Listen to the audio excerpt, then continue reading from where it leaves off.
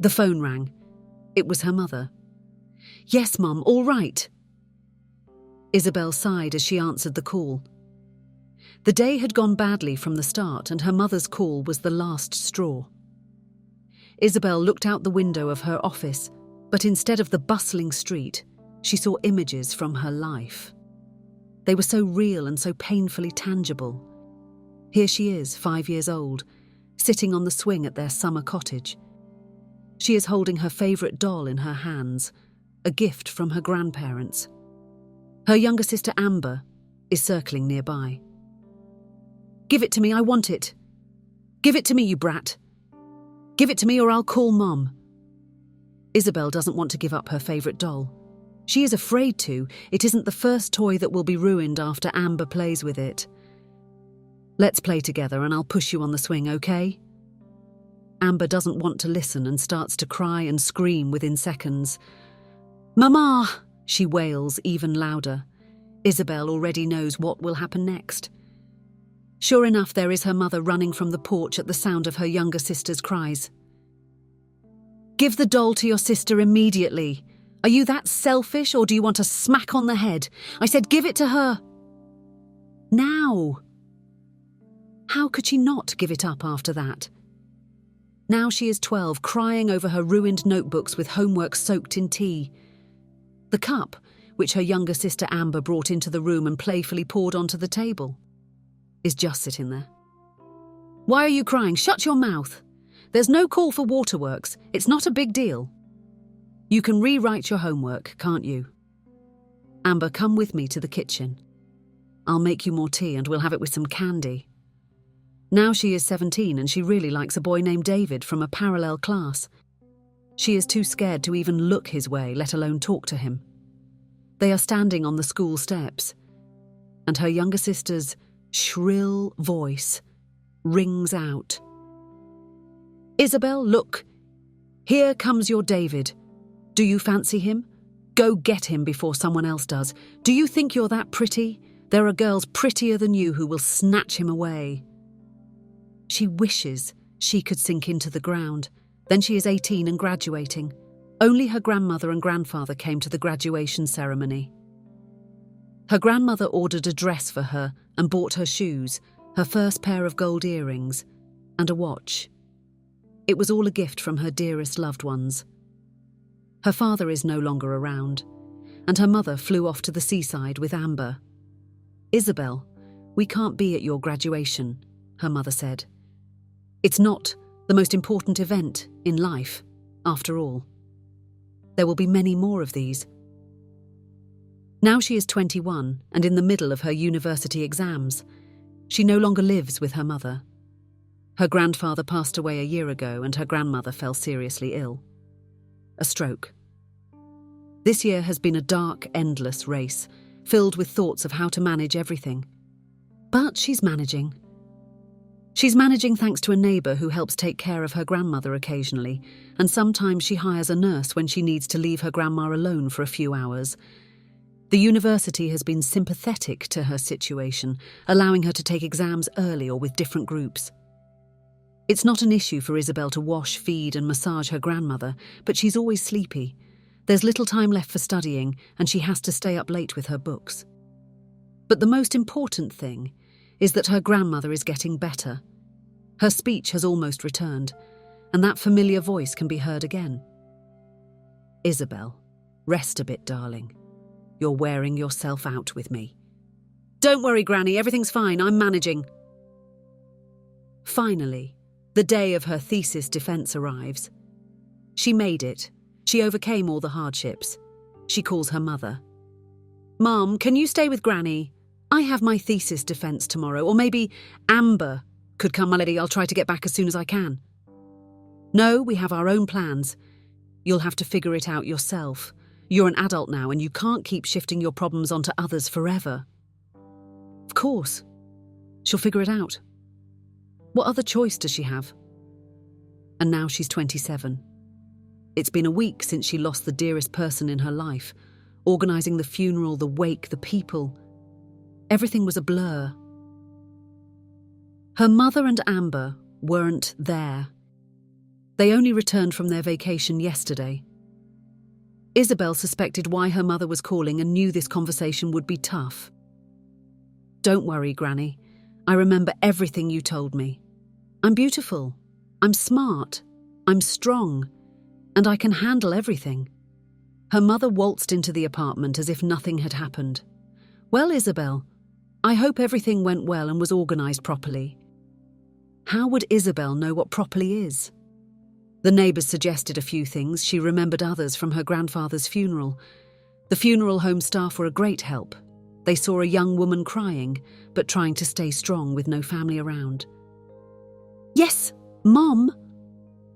Good. Actually, the real reason I came is because... When are you moving your things out? Amber's getting married soon and there's so much to do. Renovations, furniture, it's overwhelming. It's a good thing her fiancé's parents had savings. Now we should have enough for everything. I'm relieved we won't need to take out a loan. Wait, Mum, why do I need to move my things and where to?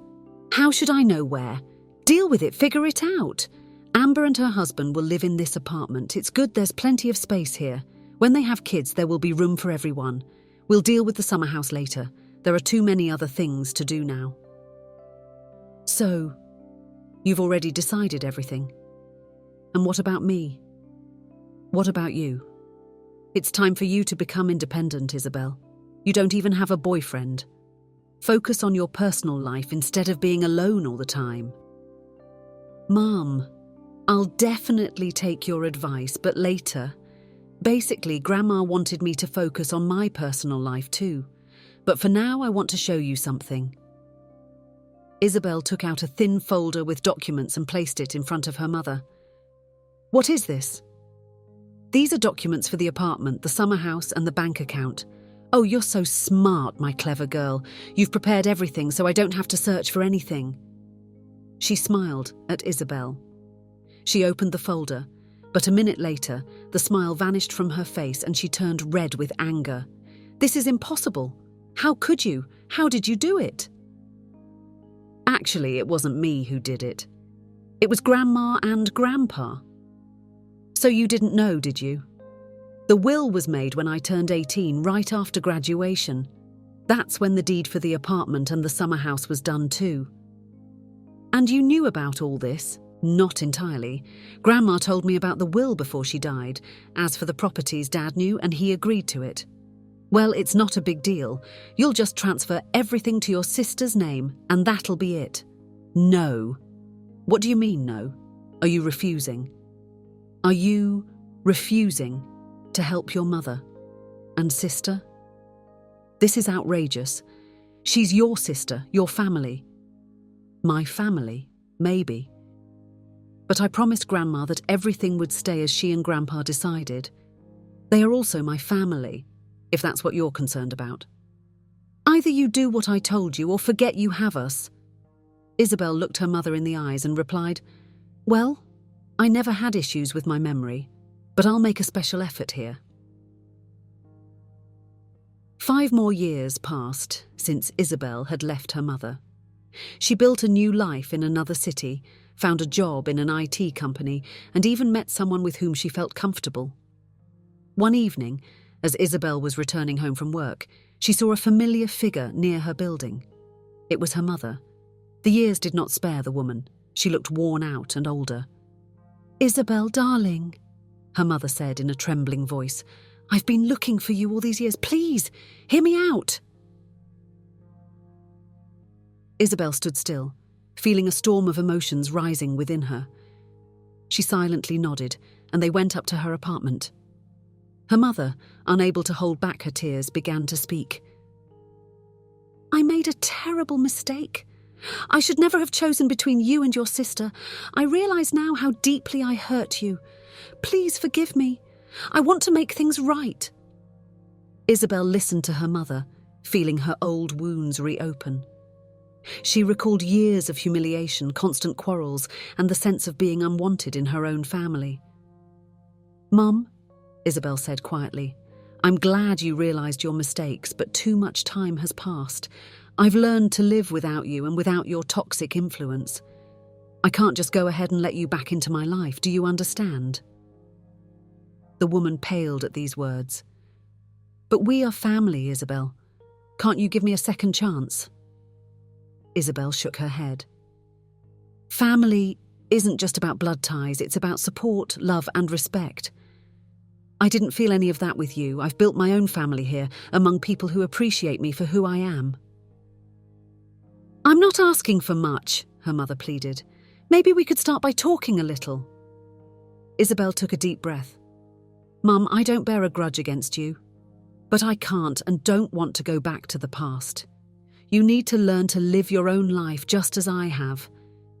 I'm sorry, but I can't give you what you're looking for. Tears rolled down her mother's cheeks, but Isabel remained firm. She walked her mother to the door. I wish you all the best, Mum. Truly, our paths have diverged, and I don't see a way to reconnect them. After closing the door, Isabel leaned against it and closed her eyes. She felt a mixture of sadness and relief. It was a tough decision, but she knew she was doing the right thing, protecting herself and her mental well-being. That night, Isabel struggled to sleep, reflecting on the past and pondering the future. In the morning, however, she woke up feeling free and confident in her choice. Life went on, and she was ready to move forward, leaving the painful past behind.